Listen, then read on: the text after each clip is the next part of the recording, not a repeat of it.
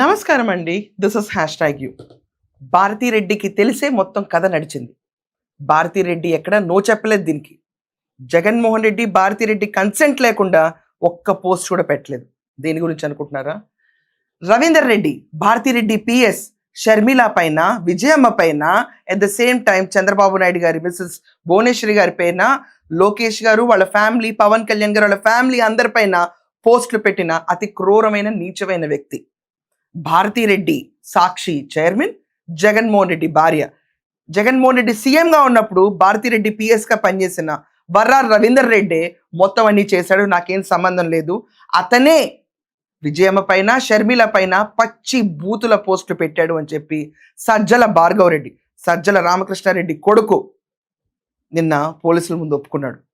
ఇదంతా కాకుండా అతను ఇన్వెస్టిగేట్ చేసింది అసలు టీడీపీ వాళ్ళు, అంటే చంద్రబాబు నాయుడు గారు, పవన్ కళ్యాణ్ గారు, లోకేష్ గారు, అనిత, వీళ్ళందరిపైన పెట్టే పోస్టుల గురించి 2024లో ఒక అతను కంప్లైంట్ ఇచ్చినప్పుడు 2022 నుంచి 2024 దాకా వీళ్ళు చేసిన పైశాచికం సోషల్ మీడియాలో అంతా ఇంత కాదు.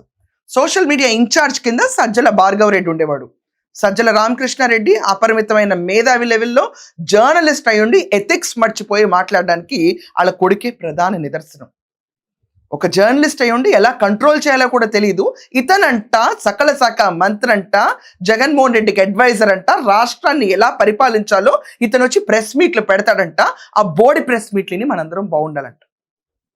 ఇలా నీతి నియమాలు లేని ఈ కుటుంబం నుంచి ఎవరెన్నినన్నా పక్కకెళ్ళి ఆడుకోమ్మా అని చెప్తారు.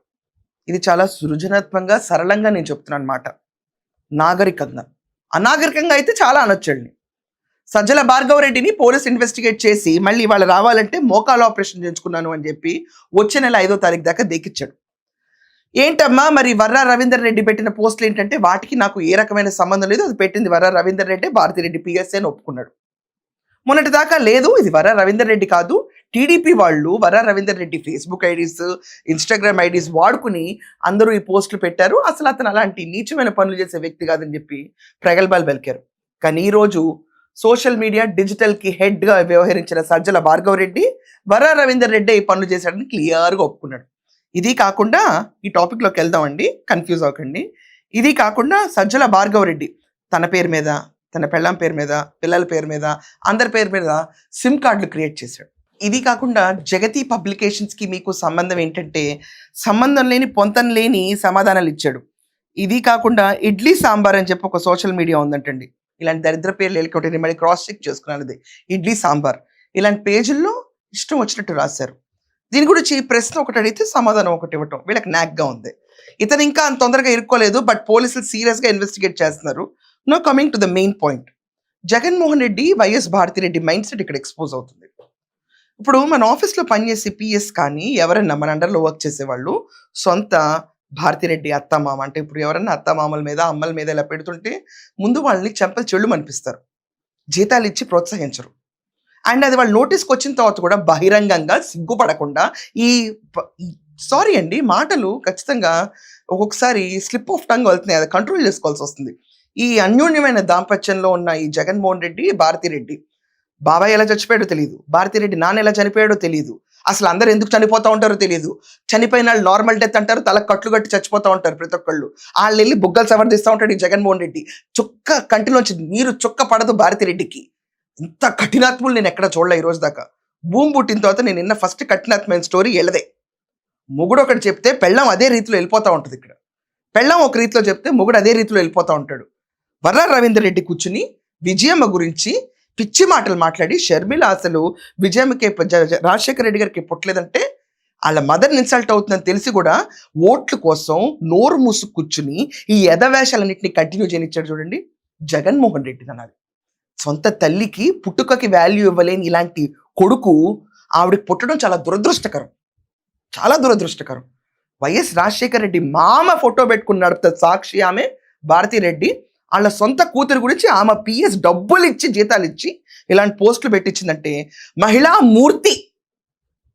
చెప్పండి, ఇంకా ట్యాగ్లైన్ పెట్టండి, వదినమ్మ, అక్కమ్మ, ఇంకా పెట్టండి అమ్మ, ఎన్ననండి భారతమ్మ, ఇలాంటి పేర్లని పిలవాలా? As an onlooker when I read such kind of articles, ఇలాంటివన్నీ విన్న తర్వాత నాకేమనిపిస్తుంది తెలుసా? వైఎస్ భారతిరెడ్డి అంటే పేరు చాలు, వైఎస్ జగన్ పేరు చాలా ఎక్కువ. ఇంకా షార్ట్ ఫామ్స్లో పిలవాలంటే బారే జాబోరే. వీళ్ళకి ఇవి చాలా ఎక్కువ. నైతిక విలువలు చంపేసి సమాజంలో ఏళ్ళలాగే మనుషులు మురగాల్లాగా ప్రవర్తించాలని చెప్పి రప్పరప్పగాళ్ళని ఎంకరేజ్ చేసుకుంటూ తిరిగి ఈ కిరాతకమైన కుటుంబానికి మళ్ళీ నమ్మి ఓట్లేశారంటే మీ కర్మ అంతే. ఇంకా ఈరోజు అక్కడ గూగుల్ డేటా సెంటర్ శంకుస్థాపన జరుగుతుంది. ఇన్ఫోసిస్ వస్తుంది విశాఖపట్నంకి. పెట్టుబడులు వస్తున్నాయి, ఉద్యోగాలు వస్తున్నాయి. ఒక్క బూత్ అనేది మాట్లాడరు ఆ కుటుంబం నుంచి. జస్ట్ పరిపాలన జీతం తీసుకుని వెళ్ళిపోతారు.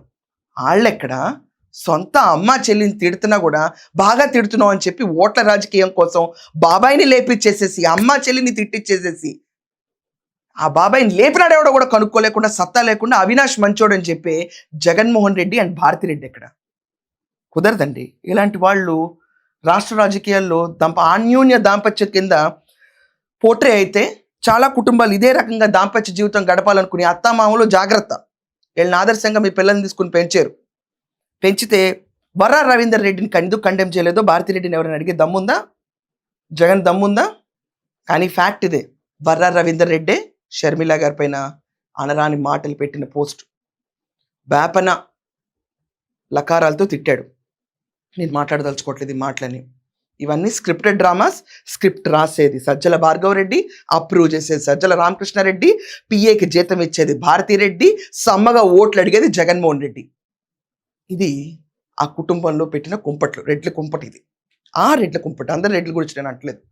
ఏమంటారో మీ ఒపీనియన్స్ కామెంట్స్లో రాయండి. దీని గురించి ఆదర్శ దాంపత్యం కింద తీసుకుని వీళ్ళకి మళ్ళీ ఓట్లు వేద్దామా? రాయండి. That's all for now. Thank you.